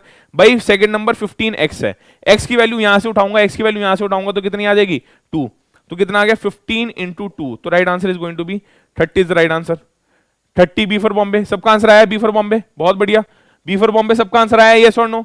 If 782 be divided into 3 parts proportional to इतना, then the first part is similar चीज जो मैंने अभी करी, इसमें तुम्हें सबसे पहले रेशो निकालने की जरूरत है। ये रेशो नहीं है, ये दिखता है बट ये रेशो नहीं है, ये दिखता है पर ये रेशो नहीं है। इनका रेशो कैसे निकलेगा देखो, 1/2 लिख लिया, रेशो 2/3 लिख लिया, रेशो 3/4 निकल लिया। अब इसका रेशो निकलता कैसे, पहले इनका एलसीएम लो। एलसीएम क्या आएगा, 2 3 4 का एलसीएम आ गया 12, 2 3 4 का एलसीएम आ गया 12, 2 6 जा, 3 4 जा, 4 2 जा 8, 4 3 जा, 3 6 जा 9। इनका नेट रेशो ये है जी, 6:8:9 इनका नेट रेशो है। द फर्स्ट पार्ट इज 6:8:9 को डिवाइड करना है किसमें, 782 में। 782 को इस रेशो में डिवाइड करना है और फर्स्ट पार्ट बताना है। तो 6 6 6 6 6 6 ओके, 6 बाय ये कितना हो गया, 8 + 6 14, 8 + 6 14, 14 + 9 23। तो 6/23 इंटू 782, 6/23 इंटू 782 इसका आंसर आ जाएगा भाई। आंसर 6 2 12, 4 आना चाहिए लास्ट में, 204 आएगा मेरे ख्याल से इसका आंसर। चलो देख लेते हैं, 23 इंटू 3, 23 इंटू 3 कितना होता है भाई, 3 0 9, 3 2 6। तो पहले तो ये 3 से जाएगा, 3 इंटू बचा कितना 92, 4 से जाएगा, 6 इंटू 34 बच गया ना, 6 इंटू 34 कितना होता है, right answer is 204 is the right answer. 204 is the right answer. D for daily कोई प्रॉब्लम तो नहीं है, बहुत बढ़िया बहुत बढ़िया। तो यहां पे फर्स्ट पार्ट पहले तो मैंने क्या किया, इसको सिंप्लीफाई किया। सिंप्लीफाई नहीं करोगे तो एग्जैक्ट रेशो नहीं आएगा। एग्जैक्ट रेशो 1/2, 2/3, 3/4, एग्जैक्ट रेशो है 6:8:9। अब 6:8:9 को हम 782 को हम 6:8:9 के अंदर डिवाइड कर देंगे। तो मतलब 6/23 इंटू 782, क्योंकि इन सब का सम तो 23 है ना, इन सब का सम तो 23 है। तो 6/23 into 782, 6 into 34, 204 is the right answer. D for daily बिल्कुल सही है जी। आगे मूव ऑन करें, बहुत बढ़िया। ये सेम क्वेश्चन मैं करवा चुका हूं, अच्छे क्वेश्चन है ये, इनकम के ऊपर बेस्ड होते हैं। Gaurav spends 40% of his monthly income on food, 20% of the remaining, ये इंपॉर्टेंट लाइन है, remaining on conveyance and clothes and saves 50% of the remaining. Remaining वाली लाइंस बहुत इंपॉर्टेंट होती है, रिमेनिंग वाली लाइंस बहुत इंपॉर्टेंट होती है, ठीक है जी। If his monthly salary is इतना, how much money does he save every month. Okay भाई 40% तो वो वैसे ही उड़ा देता है, और हमें निकालना कितना, सेव कितना कर रहा है। 40% उड़ा के ध्यान से समझना, 60% रिमेनिंग बच गया। अब ये 17,000 को हम बाद में करेंगे कैलकुलेट। 40% इसमें खर्च किया तो 60% रिमेनिंग बच गया। अब 20% रिमेनिंग का कन्वेंशन क्लोज पे, तो इसका भी 20% हटा दो, कितना हो जाता है, 6 2 12, और 80% कितना बच गया, 48% बच गया। क्योंकि 80% ऑफ 60% 48% हो जाएगा ना भाई। 20% of the remaining convention close पे 20% हटा दिया, बचा कितना, 48% बच गया। सेव्स 50% ऑफ द रिमेनिंग, इसका 50% मतलब 24% सेव करता है। इन शॉर्ट 24% लिख लो, देखो यहां पे मैं क्या लिख रहा हूं, 24% ऑफ 17,000 वो सेव करता है। 17,000 सेव करता है तो 0 से 0 गया, 7 4 जा 28, 28 कहीं दिख रहा है, राइट आंसर इज 4080। 28 देखो, 28 का मैंने 8 उठाया और आंसर बी, पूरा निकालने की जरूरत ही नहीं है, 8 तो आएगा ही आएगा ना, 8 तो आएगा ही आएगा। 24 डिवाइड बाय 100 क्यों, 24% अल्टीमेटली बच गया ना, 24% अल्टीमेटली बच गया। 17,000 का 24% कितना होता है, 4080। B for Bombay is right answer, B for Bombay is absolutely right, very good. B for Bombay सबका आंसर आ गया भाई, सबका आंसर, बहुत बढ़िया। आगे आ जाओ। 288 sweets were distributed equally among the children in such a way that the number, most important, बहुत अच्छा क्वेश्चन है, अच्छा क्वेश्चन है भाई। अभी हमें नहीं पता नंबर ऑफ चिल्ड्रन कितने हैं, हमें बस इतना पता है कि let the number of children, let number of children, let number of children be x। तो यहां पे हमने 288 स्वीट्स x चिल्ड्रन में डिवाइड करी, 288 स्वीट्स x चिल्ड्रन में डिवाइड करी। हर एक बच्चे को 288 बाय x स्वीट मिली होंगी, in such a way that the number of sweets received by each children is 50% of the total number of children is equal to 0.5x। Yes और no, ये यहां से जाके क्रॉस मल्टीप्लाई हो जाएगा, तो 288 इज इक्वल टू 1/2, 0.5 को मैंने 1/2 लिख दिया, into x square, x square is equal to 288 into 2 कितना होता है, 288 इंटू 2 कितना होता है, 144 इंटू 2 इंटू 2। ये 12 का स्क्वायर है, ये 2 का स्क्वायर है, तो इसको अगर मेरे को सॉल्व करना तो x is equal to 12 into 2, तो कितना आ गया 24। ये नंबर ऑफ चिल्ड्रन है, ध्यान से समझना, अभी आंसर कंप्लीट नहीं हुआ, हमने तो x निकाला है। x क्या है? Number of children, x is number of children, तो x नंबर ऑफ चिल्ड्रन आ गए 24। How many sweets did each child gate? तो 288 को जब मैं डिवाइड करूंगा 24 से, 12 टू जा 24, जस्ट अ मोमेंट, 12 टू जा 24, 12 फोर जा 48, 2 12 जा 12 इज द राइट आंसर। ये हिट एंड ट्रायल से भी हो सकता है, ऐसे भी हो सकता है जो मैंने क्वेश्चन बना के करा है। 12 is absolutely right, 12 12 12 12 is absolutely right, 12 is the right answer भाई। 12 सबको समझ आया नहीं आया भाई? 288 स्वीट्स वर डिस्ट्रीब्यूटेड इक्वली। 280 स्वीट, दोबारा एक बार एक्सप्लेन कर देता हूं थोड़ा सा क्लैरिफाई करने के लिए। 288 स्वीट्स x बच्चों में डिवाइड करेगी, ताकि जो हर एक बच्चे के पास स्वीट आई ना वो 0.5 या 50% of the total number of children थी, तो 0.5 ऑफ x थी। सॉल्व करा है, x की वैल्यू कितनी आई 24। ये तो टोटल नंबर ऑफ चिल्ड्रन है। हर चाइल्ड को कितनी मिली? 288 डिवाइड बाय 24, क्योंकि हर एक चाइल्ड को इक्वली मिली थी। ऐसे नहीं किसी को 20 मिल गई, किसी को 25, किसी को 23 मिल गई, किसी को 9 मिल गई, सबको इक्वली डिस्ट्रीब्यूट हुई। तो इक्वली कितनी डिस्ट्रीब्यूट हुई होंगे? सबको 12 डिस्ट्रीब्यूट हुई होंगी। D for Delhi is the right answer. चलो, a person lends 30% of his sum at 30% per annum, 50% of the sum at 14%, and the remaining sum at 12% at simple interest. The rate of interest if it is calculated on the whole sum is, अरे basically average निकालना है इसको ना। ये कौन सा question है? ये वेटेड एवरेज का क्वेश्चन है। इनको देख के डरा मत करो, इन क्वेश्चंस को ना देख के डरा मत करो। वेटेड एवरेज का क्वेश्चन है, अच्छा क्वेश्चन है, आपको मजा आएगा करके। निशांत, आजाद, के आर, माही, टिया, बहुत बढ़िया, अच्छा क्वेश्चन है, वेटेड एवरेज का क्वेश्चन है, मजा आएगा। A person lends 30% of the sum, इतना, अरे मान लो उसके पास 100 रुपए थे यार, उसने 30% अमाउंट, उसने 30 रुपए 30% पर एनम पे कमाया, 50 रुपए किसी और परसेंट एनम पे, बचा कितना 20 रुपए, कितने पे कमाया 12 पे। द रेट ऑफ इंटरेस्ट कितना है? तो ये ऐसे निकल आएगा 30%, तो 30 इंटू 0.3 कितना होता है भाई? 30 इंटू 0.3 कितना हो गया? 30 इंटू 0.3 9 हो गया। फिर 50% 14% पे कितना हो गया? 5 टू जा 14, 7 कमाया इतने पे, ठीक है, 7 रुपए इस पे कमाया होगा। 14% ऑफ 50 कितना होता है? क्योंकि हमने मान के चलिए कि भाई टोटल सम उसके पास 100 था, जिसमें से 30% उसने 30% पर एनम पे कमाया होगा, मतलब 30 रुपए 30% पर एनम। 30 इंटू 0.3 कितना हो गया? 9। 0.5 या 50 इंटू 0.14 कितना हो गया? 7, ठीक है भाई, 7 आ गया। प्लस रिमेनिंग है 12%, तो 2.4 यहां हो जाएगा भाई। 22 12 पे कमाया, 2.4 इतना हो जाएगा, तो 9 प्लस 7 कितना हो गया? 16। 18.4 divided by 100 into 100, right answer is 18.4 is the right answer. C for calculate is the right answer. क्योंकि इन तीनों को सम करो, क्या करा मैंने? 9 प्लस 7 प्लस 2.4, तो 18.4 आया। वही तो हमने जूम करना है। 18.4 टोटल इंटरेस्ट है, कितने पे कमाया? 100 रुपए टोटल पे कमाया, तो 18.4 divide by 100 into 100, 18.4%। C for calculate is right answer. ना भाई ये गलत है answer, just a moment.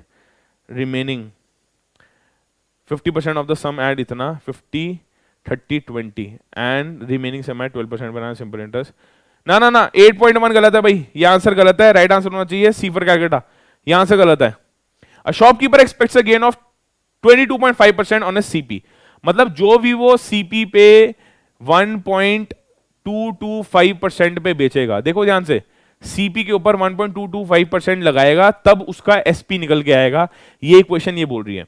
A shopkeeper aspects a gain of 22.5 on his cost price, जितना भी वो माल खरीदेगा ना उसके ऊपर 22.5% प्रॉफिट लगा के बेचेगा। सीपी इंटू 1.225, ये समझ आ गया ये क्यों करा? ये समझ आ गया क्यों करा? तो तुम्हारा आंसर निकल जाएगा। और उसकी सेल हुई इतना, मतलब एसपी दे दी, प्रॉफिट कितना हुआ होगा? तो यहां पे CP into 1.225 is equal to 392।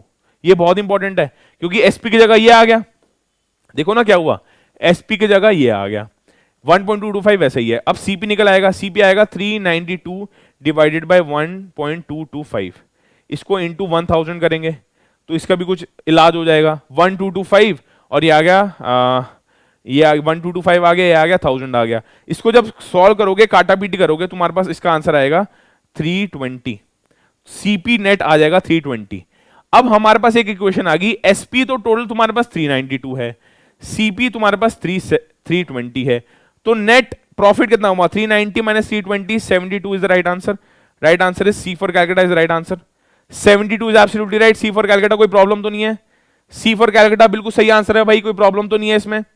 बहुत बढ़िया, सी फॉर कैलकाटा बहुत बढ़िया, C for Calcutta is right answer. आगे आ जाए, a man buys a cycle for 1400, एक मैन ने साइकिल बाय करी 1400 की और लॉस पे बेच दी।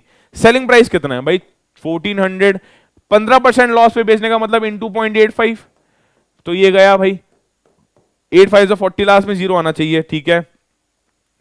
85 इंटू 14 कर लो ना, कितना होगा यहाँ पे 8 4 जा 32 34 5 8 कितना आ गया भाई 9 1190 1190 is the right answer. C for Calcutta. हमें एसपी निकालना है, 15% लॉस होना तो एसपी निकालना है, यस और नो? यस और नो? हमें क्या करना है? अब मैन बाय द साइकिल, ये तो सीपी है, ये तो उसकी सीपी है, उसने लॉस पे कितने का बेचा 15% पे, तो सीपी का 0.85 करूंगा तभी तो एसपी आएगा, तो 1190 आ जाएगा ना सी फॉर कैलकाटा। कोई प्रॉब्लम तो नहीं है Vivek? Absolutely 1190 is absolutely right. आगे मूव ऑन करें। A pupil's marks were wrongly entered as, अच्छा यार एक बंदा है, ध्यान से समझना, बहुत बढ़िया क्वेश्चन है। एवरेजेस के ऐसे क्वेश्चन बहुत इजीली हो जाते हैं, बट इसमें फंस जाते हैं बच्चे। बहुत अच्छा क्वेश्चन है, इसको करते हैं एक बार। ये बोल रहे हैं एक बंदे के ना मार्क्स 83 एंटर हो गए इंस्टेड ऑफ 63, मतलब उसके मार्क्स 63 थे, बट मैनुअल मिस्टेक है, मिस्टेक्स हो जाती हैं। एंटर हो गए 83, due to that the average marks of the class got increase by half. वाह जी वाह। तो नंबर कितने थे टोटल, ध्यान से समझना, जितने भी टोटल बंदे थे, ये 83 माइनस 63 एक्स्ट्रा 20 लेके आया है। ये कितने लेके आया है लिख लो, एक्स्ट्रा कितने लेके आया है 20। जब ये एक्स्ट्रा 20 लेके आया ना, 20 को ये जितने भी नंबर ऑफ स्टूडेंट्स है उसमें डिवाइड करेगा, तभी तो एवरेज निकलता है। ये एक्स्ट्रा है, एक्स्ट्रा लाने पे एवरेज 0.5 से हाफ मतलब 1/2, हाफ मतलब 0.5 से इंक्रीज हुआ है। इसका मतलब देखो, अगर 20 बंदे होते उस ग्रुप के अंदर तो एवरेज 1 से इंक्रीज होता। क्यों? 20 को डिवाइड बाय 20 कर दो तो 1-1 से सब बढ़ रहे हैं, 1-1 से सबका वेट बढ़ गया, बट एवरेज 1 से नहीं बढ़ रहा, हाफ से बढ़ रहा है। इसका मतलब उस ग्रुप में 40 बंदे होंगे, 40 बंदों में अगर मैं 20 बढ़ा दूं टोटल, मतलब 20 एक्स्ट्रा वेट लेके आ जाऊं और सबको बोल दूं 40 बंदों को ये लो अपने आप में बांट लो इक्वली, तो सब कहेंगे 0.5 मेरा, 0.5 मेरा, 0.5 मेरा, 0.5 मेरा। In short the average of the class will be increase by half, the average of the class will increase by 1/2। इसका मतलब ये है 40 पीपल होंगे टोटल। अगर यहां लिखा होता due to that the average marks of the class got increase by 1, तो मैं बोलता देयर आर टोटल 20 पीपल। अगर ये बोल रहे हैं इंक्रीज बाय हाफ, तो मैं बोलता there will be total 40 people, क्योंकि जो 20 एक्स्ट्रा लेके आया ये 40 बंदों में डिवाइड होगा, तभी सबकी एवरेज 0.5 बढ़ जाएगी। In short total average of the class will be increase by half, will be increase by 0.5। ठीक है जी, है नहीं बढ़िया क्वेश्चन? है नहीं बढ़िया question? What is the right answer? A library has an average of 510 visitors on Sundays. बहुत बढ़िया क्वेश्चन है। ये बोल रहे हैं कि भाई संडेज को ना हमारा 510 विजिटर आता है, किसी जू की बात कर, लाइब्रेरी की बात कर रहे हैं, लाइब्रेरी की बात कर रहे हैं, ओके। और 240 ऑन अदर डेज, मतलब संडेज को 510 आएगा और अनदर डेज में 240 आएगा। The average of visitors per day in a month of 30 days beginning with a Sunday, तो क्या होगा? देखो यार 30 डेज का मंथ है, फर्स्ट को अगर संडे है तो नेक्स्ट संडे कब होगा? 8th को। नेक्स्ट संडे कब होगा? +7 करते रहो, समझ गए? +7 15 को। फिर नेक्स्ट संडे कब होगा? नेक्स्ट संडे होगा +7 कर दो तो कितना आ गया 20, +7 कर देंगे 22, +7 29, तो 1 2 3 4 5 तो हो गए संडेज। अगर एक मंथ के अंदर 5 संडेज है, वो 30 डेज का मंथ है, तो 25 अदर डेज होंगे, बस कुछ भी नहीं है। अब 5 संडेज में एवरेज विजिटर्स 510 होता है, 5 × 510 प्लस 5 × 510 प्लस लिखेंगे प्लस 25 इंटू नॉर्मल डेज पे 240 आते हैं, 25 इंटू 240 डिवाइडेड बाय कितने डेज है 30, आंसर निकल जाएगा। आंसर निकल जाएगा। तुम्हें ये तो पता होगा 5 और 10 से थोड़ा सा दूर होगा, 240 के आसपास होगा, 240 के आसपास होगा, 240 के बहुत आसपास होगा, तो इसका आंसर एक बार कैलकुलेशन करके तुम्हारा आ जाएगा। कैलकुलेशन करके इसका आंसर कुछ 308 तो नहीं आएगा, 240 के बहुत पास होगा, 240 के बहुत पास होगा। राइट आंसर जल्दी बताओ इसका क्या होना चाहिए। ये सॉल्व कर लोगे, यस और नो, ये सॉल्व आप कर लोगे, ये सॉल्व करके आंसर आएगा 285। 240 के बहुत पास। देखो ना 25 और 5 अगर तुम वेट की तरह ट्रीट करो, 25 तो बहुत बड़ा वेट है यार, मतलब 5:1 है वेट, 5 तो बहुत बड़ा होता है, तो वेट 240 के बहुत आसपास होगा। 285 is the right answer, 285 is absolutely right.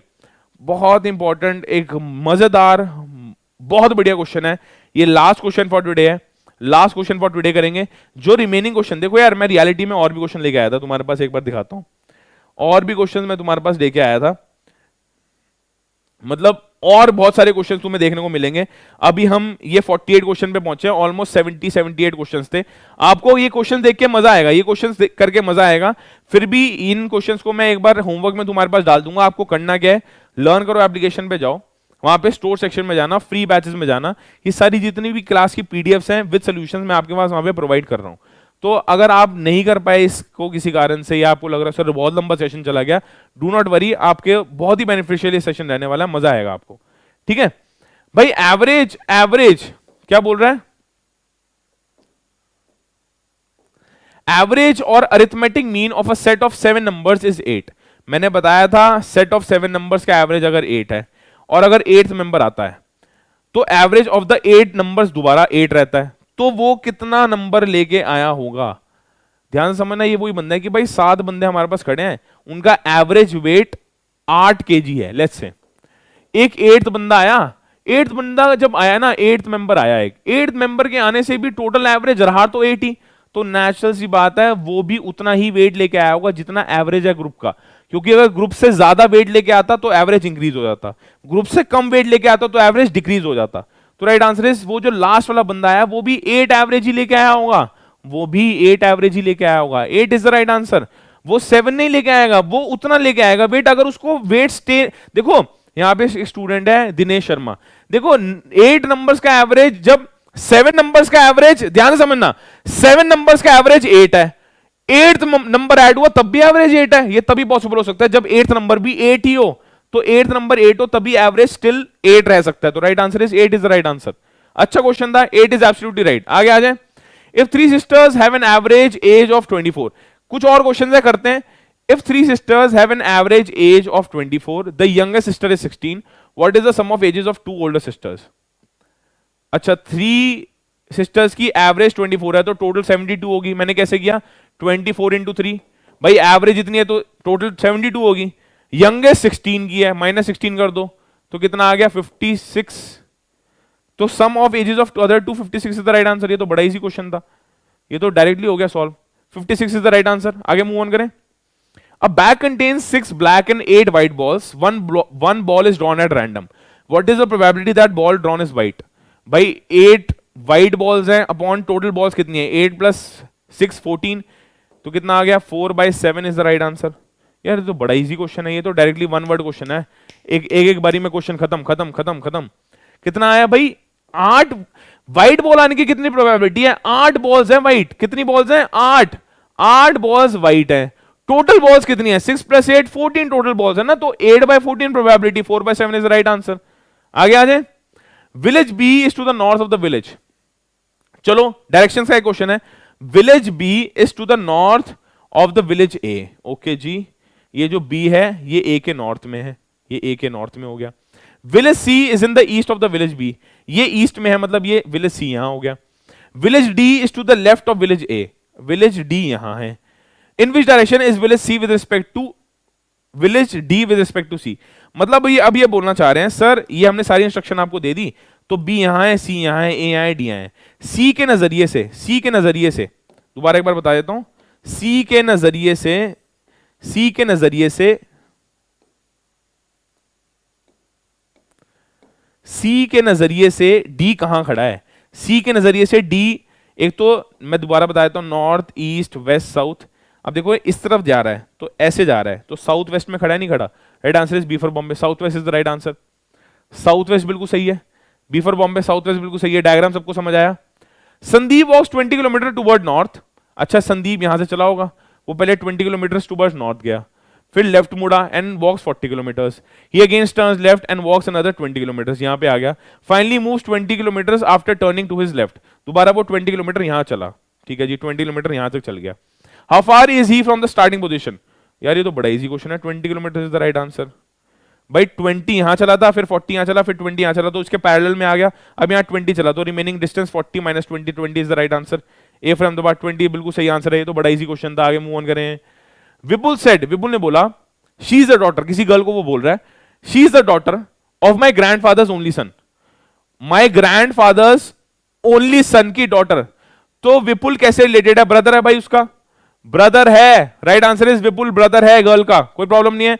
A person who is the husband of my son sister is my, a person who is the husband of my son's sister, person who is the husband of my son's, मेरी जो सन है, मेरा जो सन है, मतलब मेरा जो बेटा है उसकी सिस्टर मेरी बेटी हुई, मेरी बेटी का जो हस्बैंड है वो मेरा क्या निकला, सन इन लॉ निकला, B for Bombay, son in law is the right answer, son in law is the right answer, son in law B for Bombay is the right answer. Which of the following diagrams is most appropriate? खत्म करेंगे आज सारे questions, खत्म है भाई, 4-5 question रह गए at max, 4-5 question, बहुत बढ़िया बहुत बढ़िया बहुत बढ़िया, 4-5 क्वेश्चन। क्या बोल रहा है, अर्थ सी और सन के बीच में रिलेशनशिप बता दो, अर्थ सी और सन, अर्थ के अंदर सी होता है, सन अलग है, ए फॉर अहमदाबाद, अर्थ देखो ये अर्थ हो गई, ये हो गई अर्थ, ये हो गई सी, ये हो गया सन, कोई प्रॉब्लम नहीं है, A for Ahmedabad. Hockey football cricket कुछ भी कॉमन नहीं है, हॉकी ये रहा, क्रिकेट ये रहा, फुटबॉल ये रहा, स्पोर्ट्स तो है तीनों, बट स्पोर्ट्स वर्ड थोड़ा दे रखा है, हॉकी क्रिकेट फुटबॉल कोई प्रॉब्लम ही नहीं है, इनमें कोई लिंक ही नहीं है। पर्टिकुलर का मतलब होता है फसी, किसी चीज के बारे में तुम बहुत पर्टिकुलर हो, means you are very precise, you are very stuck, you are not flexible about the same, you are fussy, non flexible nature है तुम्हारी उसके रिगार्डिंग, तुम बहुत ही मिनिस्क्यूल निटिकिटीज पे ध्यान दे रहे हो, you are very particular about something, मतलब you are very fussy about something, synonym है। सिमिलरली सबसर्विएंट का मतलब क्या होता है, सबसर्विएंट मतलब टू ओबे अदर्स अनक्वेश्चनली, तुम किसी को अनक्वेश्चन मतलब तुम किसी को चैलेंज भी नहीं कर सकते, तुम सिर्फ फॉलो करने के लिए बने हुए हो। सबसर्विएंट का मतलब होता है प्रिपेयर टू ओबे अदर्स अनक्वेश्चनली, मतलब किसी को क्वेश्चन तुम्हारा, किसी को चैलेंज करना तुम्हारा ट्रेड है ही नहीं, तुम्हारी आदत है ही नहीं, तुम जो भी तुम्हें बताए उसको ओबे करना शुरू कर देते हो। इसका सिनोनिम क्या होगा, मतलब इसका मिलता जुलता मतलब होता है meek, meek is the right answer. Meek का मतलब ओबे करना ब्लाइंडली, ब्लाइंडली फॉलो करना, ब्लाइंडली ओबे करना। सबसर्विएंट का मतलब मीक होता है, फसी का मतलब पर्टिकुलर होता है, ठीक है जी, right answer is A for Ahmedabad, meek is the right answer. Dash is to horse, board is to train, अच्छा ट्रेन को आप बोर्ड करते हो, यू बोर्ड अ ट्रेन, आप ट्रेन को क्या करते हो, बोर्ड करते हो, मतलब ट्रेन के ऊपर चढ़ जाना, ऐसे नहीं बोलते I am boarding the train, father I am boarding my train, I will call you later.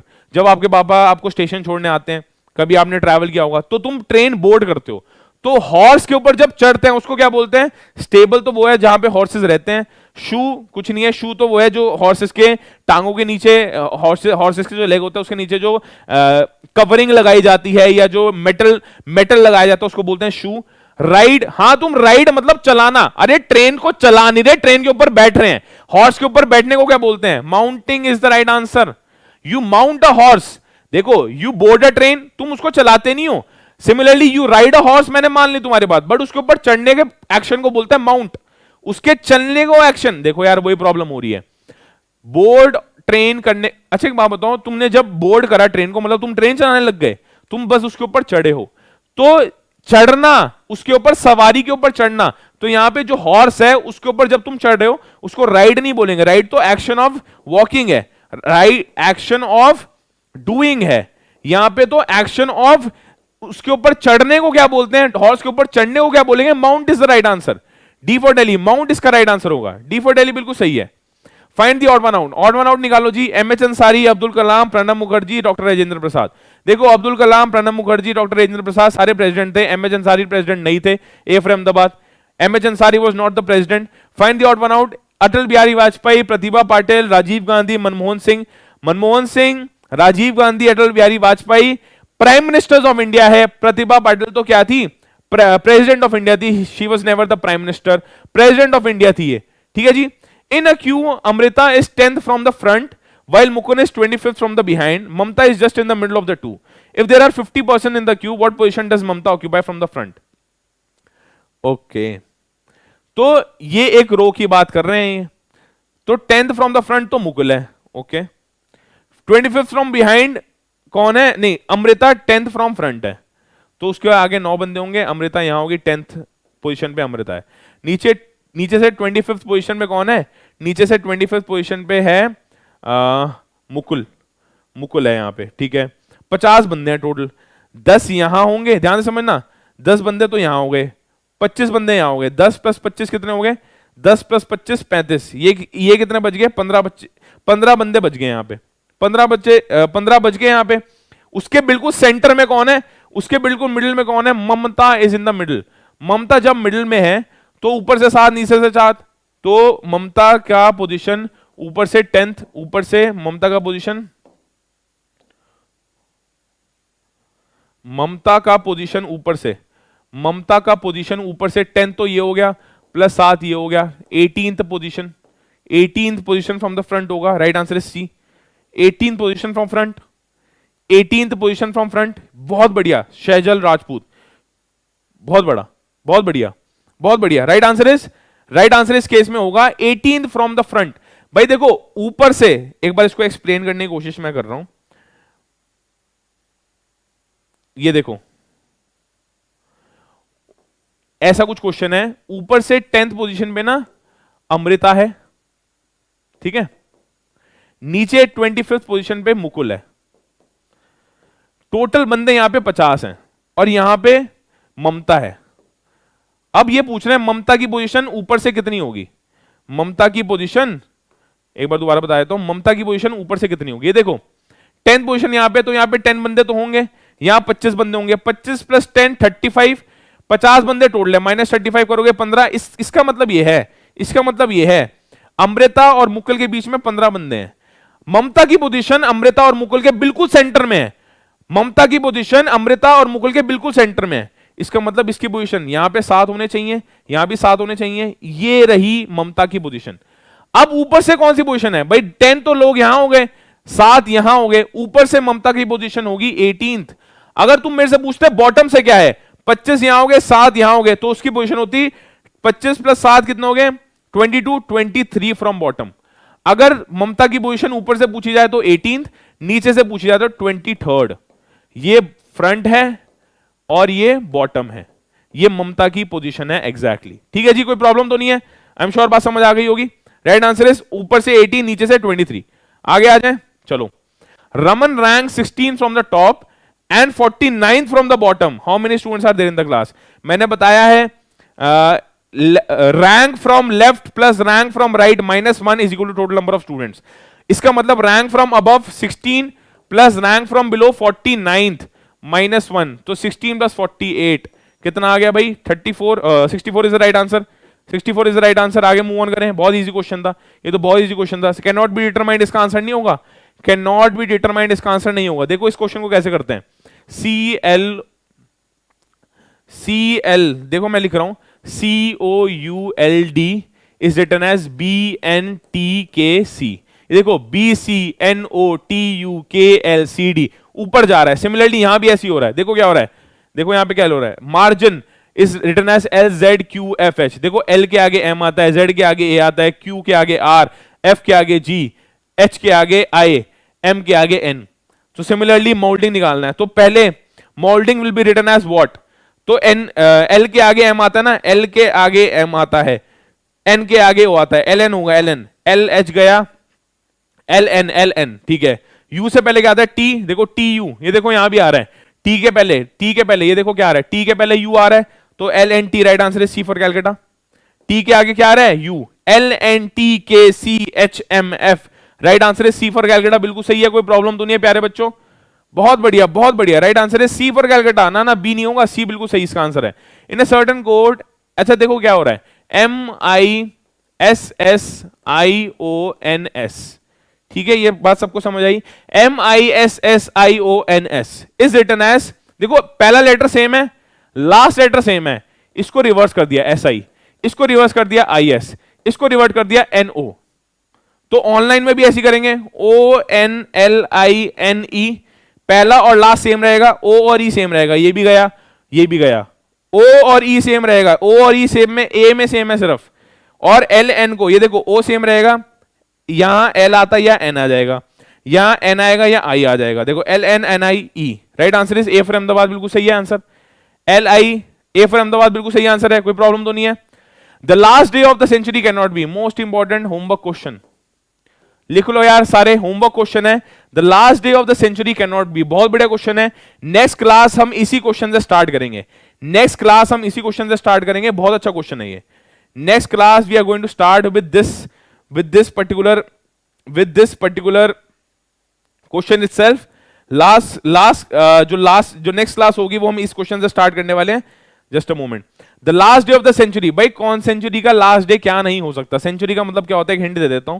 100, 200, 300, 400, ये होता है centuries and so on. Century मतलब 100 ईयर का गैप जो होता है, 100 ईयर की जो साइकिल है।